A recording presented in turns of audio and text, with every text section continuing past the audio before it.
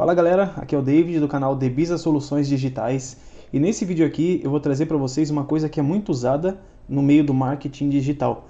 Com certeza você já entrou numa página de vendas e aí lá tinha um vídeo que começou a ser reproduzido automaticamente e em determinado tempo de vídeo, vamos supor com 30 minutos de vídeo, apareceu um botão embaixo, um botão de CTA, chamada para ação, de comprar agora, se inscrever ou qualquer outra coisa, né? E esse botão só apareceu depois de um determinado tempo de vídeo. E é isso que eu vou ensinar para vocês agora. Então se você se interessou pelo assunto, já se inscreve no canal, deixa o seu joinha aí para fortalecer o nosso canal, tá bom? Então vamos lá. Não é tão difícil fazer isso na Wix, né? Só que a gente vai precisar usar o Velo, que é a área de códigos da Wix. Então se no seu site não está ativado ainda, só vir aqui em modo avançado e ativar modo avançado, certo? Eu apaguei aqui os códigos que tinham aqui, que já iniciam no Wix, para deixar limpo para a gente. Na verdade a gente usa, né, aquele onReady function, mas nesse vídeo aqui eu não vou usar, certo? Então, o que a gente vai fazer aqui? Eu tenho aqui um videobox. Não precisa necessariamente ser um videobox, pode ser também uma caixa de vídeo comum da Wix, certo? Mas aqui eu estou usando o videobox. E também um botão, que é o nosso botão de CTA, chamada para ação, né? Que vai aparecer em determinado tempo do vídeo. O videobox, eu nomeei o ID dele como videobox. E o botão Current Time, eu coloquei como button Current Time. Current Time é o tempo atual. Então, deixei bem sugestivo, né? Botão, tempo atual, que é o tempo atual do vídeo que a gente quer. Eu vou criar aqui uma variável chamada Current Time, que é o tempo atual. Eu vou deixar ela vazia por enquanto. E eu vou criar também uma função. A função getCurrentTime, que é para nós pegarmos o tempo atual do vídeo. Então o que eu quero aqui nessa função? Eu quero atribuir o tempo do vídeo a essa variável currentTime que a gente criou. Então aqui dentro da função, o currentTime, ele vai receber o nosso videobox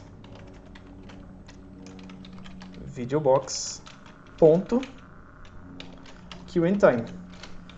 O que essa função que aqui faz é nada menos do que mostrar o tempo do vídeo, certo? Ele mostra o tempo atual do vídeo. Então, estou pegando esse tempo atual do vídeo e estou atribuindo a variável currentTime que a gente criou aqui. Vamos ver isso funcionando? Vamos ver se funciona, né? Deixa eu ver aqui. Para a gente ver se isso aqui está funcionando, eu vou duplicar esse botão, dar um Ctrl D nele. Vou diminuir aqui, vou colocar um ID aqui de time. Vou tirar o valor oculto. E no clique desse botão, cada vez que a gente clicar nele, eu vou chamar a função que a gente criou. Então no clique do botão, eu vou chamar a função getCurrentTime. E essa função, além de atribuir o currentTime do vídeo à nossa variável currentTime, acho que ficou meio confuso, né? Os dois com o mesmo nome, mas tudo bem. Claro, eu quero ver o tempo do vídeo, então vou dar um console.log no nosso currentTime, ok? Então a cada vez que eu clicar no botão, ele vai atribuir o tempo do vídeo à nossa variável currentTime e vai mostrar no console para nós o tempo atual do vídeo. Deveria funcionar, mas eu vou mostrar para vocês que isso aqui não dá muito certo. Cliquei a primeira vez, ele me deu o tempo 0, sendo que já estava em reprodução o vídeo. Se eu clicar de novo, agora provavelmente ele deu o tempo certo, é meio segundo de vídeo, mas se eu clicar novamente, perceba que ele me dá sempre o mesmo tempo. Então ele atribuiu aqui o tempo do vídeo à nossa variável e ela ficou fixa, ela não está sendo atribuída a cada vez que eu clico no botão, né? Então eu cliquei uma vez, ele atribuiu e essa variável ficou. Então eu vou excluir isso aqui, excluir esse botão também, que era só para a gente ver. Então a gente já viu que não dá muito certo, né? O que eu preciso fazer então? Eu preciso colocar isso dentro de uma função, dentro aqui do onPlay do vídeo. Então quando o vídeo começar a tocar, aí sim eu vou querer chamar a função. Eu excluí o botão aqui, mas eu poderia ter deixado, né? Tudo bem, vamos lá. A gente cria de novo. Vou jogar aqui para cima, só para ficar mais fácil. Eu vou de novo aqui duplicar o botão, colocar um outro nome nele aqui no ID dele. Vou colocar um ID de time, tirar o valor oculto dele, vou colocar um onClick. Então toda vez que a gente clicar nesse... Ah não, perdão, aqui não vai dar para ser um onClick porque esse onClick aqui vai ficar dentro da função. Então eu não consigo colocar duas funções desse export function, uma dentro da outra, né? Então aqui eu vou ter que chamar ele numa arrow function. Então eu vou chamar aqui o nosso botão time. Eu coloquei em maiúsculo esse time aqui. Eu coloquei em maiúsculo, deixa eu mudar aqui. Time, agora sim. Posso tirar esse onClick daqui, que a gente vai chamar ele dentro de uma arrow function, time.onClick, certo? Eu abro a função aqui, e aqui sim, dentro dessa função, é que eu vou chamar a nossa função getCurrentTime. Agora você vai ver que vai dar certo, né? Toda vez que eu clicar no botão, ele vai chamar o tempo correto do vídeo, certo? 2 segundos, 3 segundos, 4, 6, ok? Então a gente viu já que dentro do evento de play do vídeo, quando o vídeo começa a tocar, eu consigo chamar a função e atribuir certinho aqui, né? O tempo do vídeo ao nossa variável currentTime, certo? Então agora sim eu vou excluir isso daqui, que a gente não vai precisar disso. Deixa eu apagar já isso aqui também. Então vamos lá. Então aqui, antes de mais nada, deixa eu só mostrar para vocês uma coisa. OnClick, getCurrentTime e tal. Ok. Você viu que o tempo lá apareceu com casas decimais, né? Então 0, ponto e vários números na frente. Eu não quero isso. Então aqui no nosso currentTime, na hora de atribuir o tempo do vídeo à nossa variável currentTime, eu vou dar um parse int, para que ele só me mostre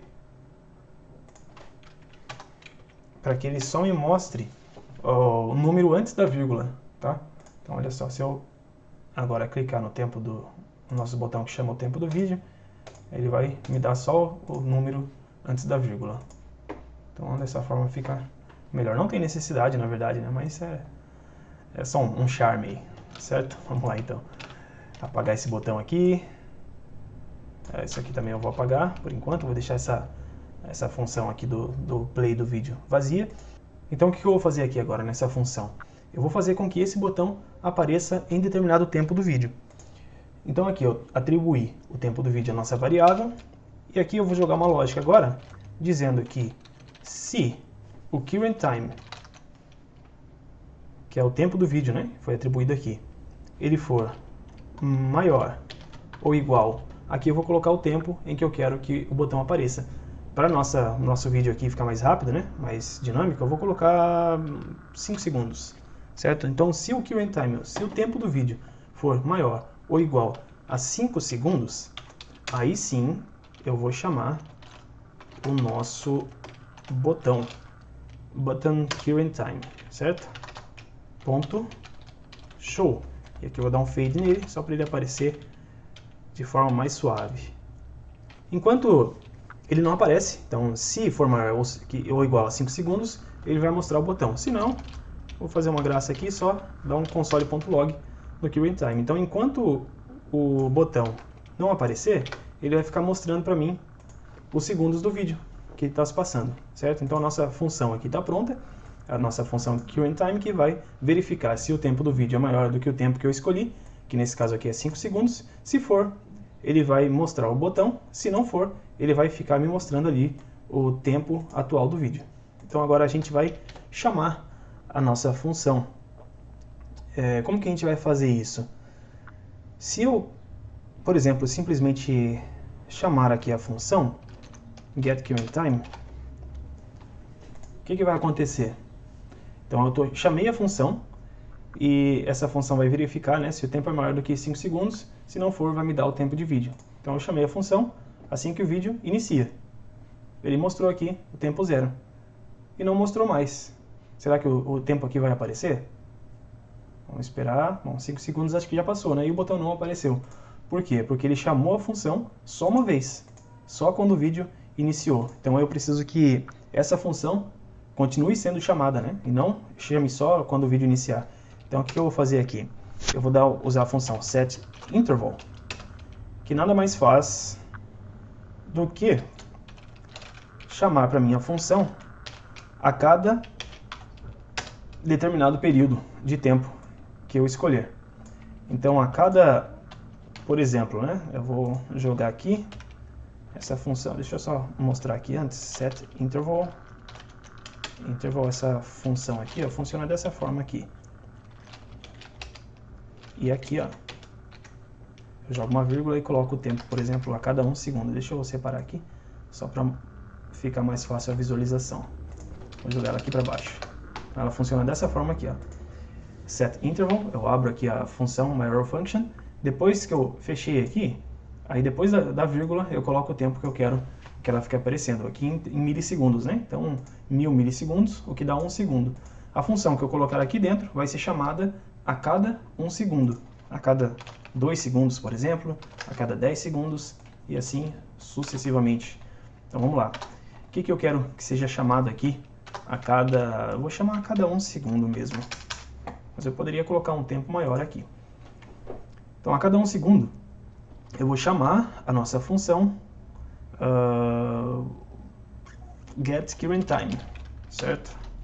Então a cada 1 segundo eu chamo a nossa função getCurrentTime, que vai verificar se o tempo de vídeo é maior que 5 segundos.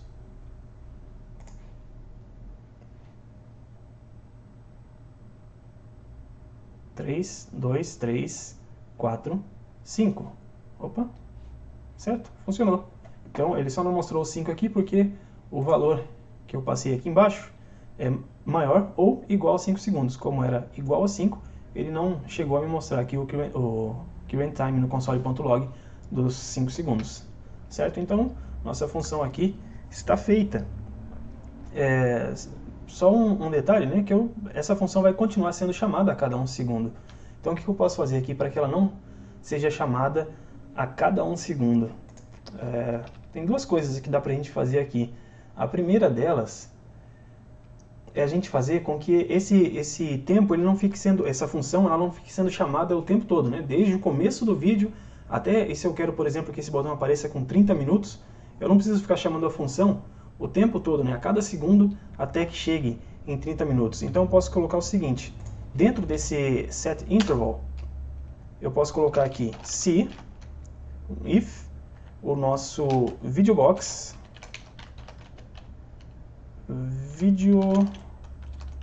videobox, escrevi certo? Acho que sim. Esse é o nosso videobox. Ponto. Que eu escrevi errado aqui.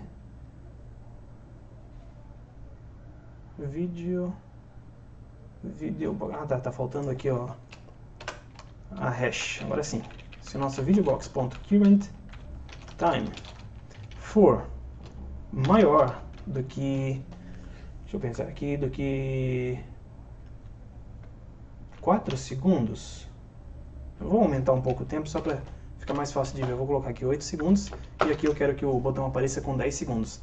Então, se o tempo do vídeo, né, o nosso videobox.currentTime for maior do que 8, aí sim eu vou chamar a nossa função. O que eu esqueci aqui? Deixa eu ver. Se abriu, fechou, ok. Abriu. Ah, sim, eu coloquei fechei o if antes do currentTime, antes do setInterval. Então ele deveria ser aqui. Agora sim, vamos dar um format aqui para organizar isso aqui. Então agora sim, ó. Então se o nosso tempo de vídeo for maior que 8 segundos, aí sim eu vou chamar a função. Se não, eu não chamo, certo?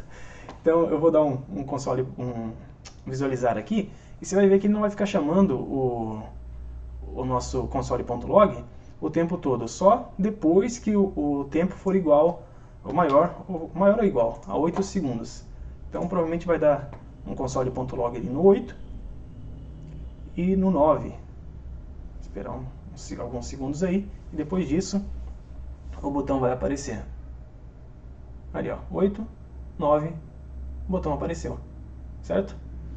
Então assim eu consigo controlar o tempo, né? Eu não fico chamando a função toda hora, eu só chamo ela se o tempo for maior do que um determinado tempo. Se eu quero, por exemplo, que o botão apareça com meia hora, eu posso colocar ali para ele chamar a função só depois de meia hora, né? Ou de 29 minutos, certo? Tanto faz, porque aqui ele vai aparecer se for igual ou maior. Então se eu coloco com meia hora, né, e é para aparecer com meia hora o botão, e aqui eu coloco também meia hora, depois de meia hora ele vai verificar se já passou, não precisa ser necessariamente igual, né? Se já passou, ele vai mostrar o botão da mesma forma.